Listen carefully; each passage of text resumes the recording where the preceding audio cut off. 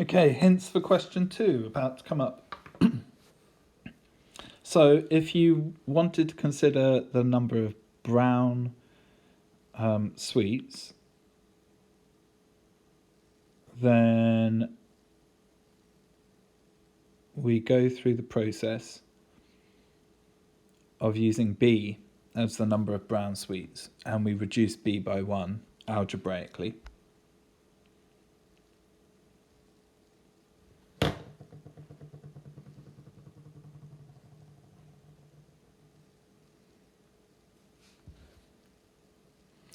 And we write out the equation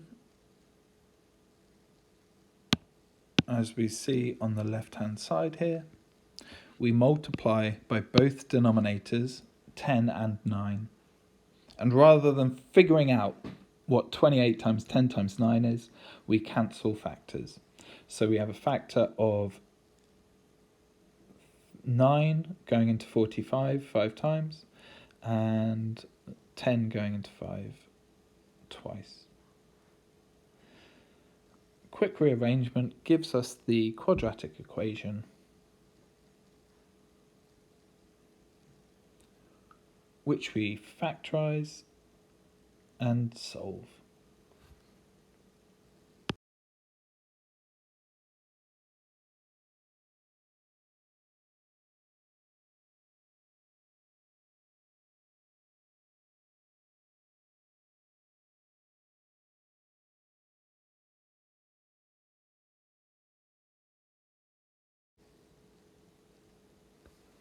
So we know that the negative answer cannot be a solution because it means the number of brown sweets.